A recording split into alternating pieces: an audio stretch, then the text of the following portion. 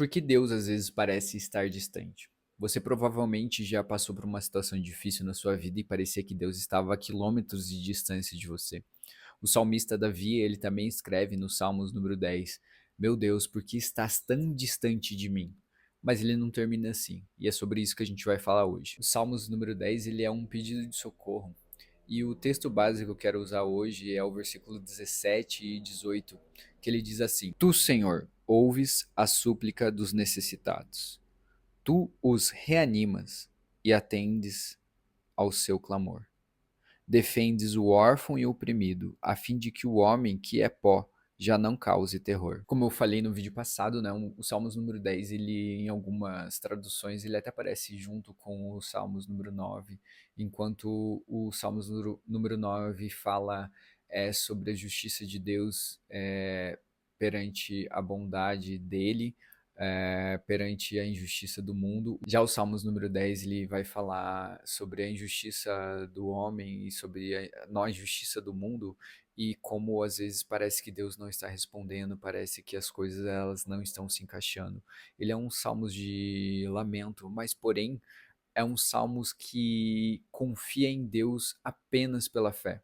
No sentido de que no ambiente que ele estava ali não parecia que nada ia dar certo. Provavelmente era o momento do reinado de Saul ou de Absalão, onde havia injustiça, onde havia imoralidade sexual, onde havia opressão aos mais pobres. E Davi, mesmo em meio a toda essa situação, ele termina o salmo afirmando apenas baseado em sua fé de que Deus ele iria intervir e trazer justiça para aquele povo. No versículo 11, Davi ele fala assim: O ímpio pensa consigo mesmo. Deus se esqueceu, escondeu o seu rosto e nunca verá isso. Essa é a essência da impiedade, é viver como se Deus fosse cego, mudo e não ouvisse o clamor das pessoas necessitadas e carentes ou das pessoas que sofrem injustiça. É isso que às vezes a gente vê no nosso mundo. As pessoas elas estão indo de mal a pior porque elas não creem em Deus, porque elas não confiam que há alguém olhando para as injustiças do mundo. As pessoas vivem como se Deus não existisse. Dostoiévski disse que se Deus não existe, tudo é permitido. Já Nietzsche vai dizer que Deus está morto. E é essa sociedade que se criou, né, baseada na filosofia que quando Deus não está, o mal ele aflora e tudo é permitido porque não existe mais lei, não existe moral.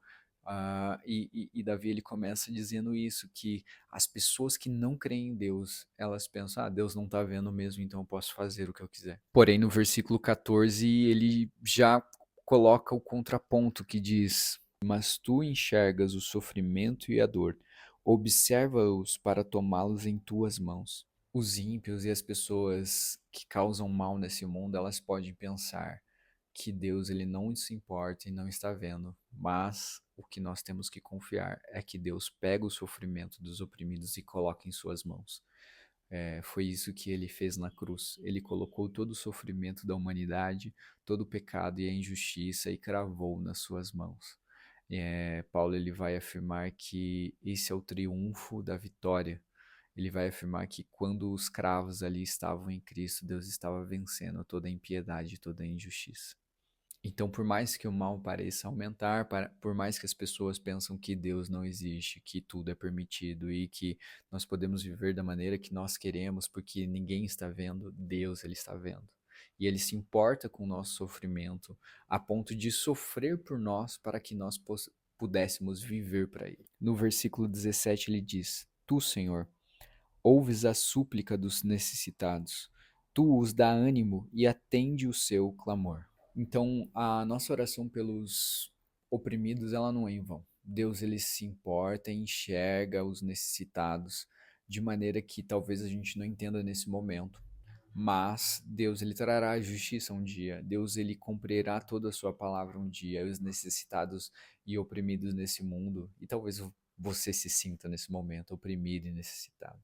Saiba que Cristo ele morreu por você para que e se tornou necessitado e oprimido para que hoje você pudesse viver com alegria.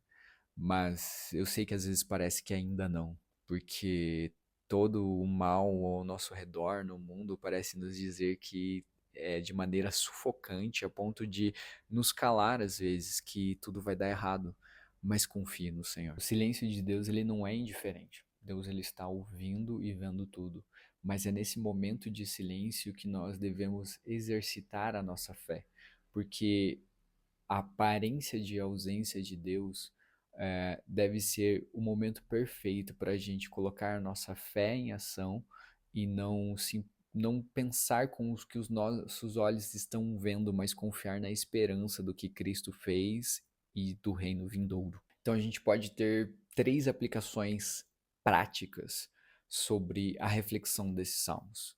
A primeira, confesse honestamente a sua dor para Deus.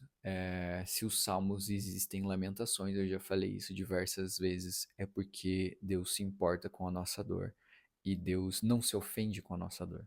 No sentido de que Cristo já sofreu todas as nossas dores, Deus ele não se ofende com a nossa dor. Então nós podemos apresentar para Ele tudo aquilo que nós sentimos, tudo aquilo que nós passamos, tudo aquilo que nós achamos injusto.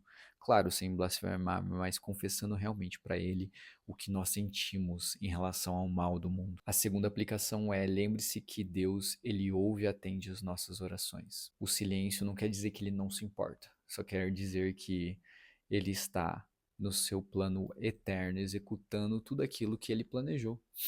Parece muitas vezes que, sabe quando a gente está conversando com alguém e aí essa pessoa está escrevendo e dela fala assim, não, só um momento, eu preciso terminar isso aqui que eu estou fazendo.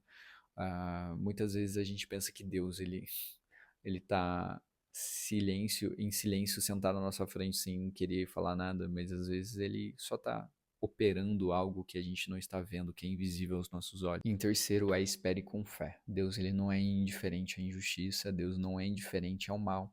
Ele simplesmente está operando pelo Espírito Santo em nós para nos transformar de uma maneira aceitável a Ele, para que nós também possamos fazer a diferença no mundo, para que a gente também possa trabalhar em favor desse reino vindouro, onde toda injustiça ela cessará e todo mal acabará. É isso. Se você gostou desse vídeo, se inscreva no canal e assista os outros vídeos da mesma série.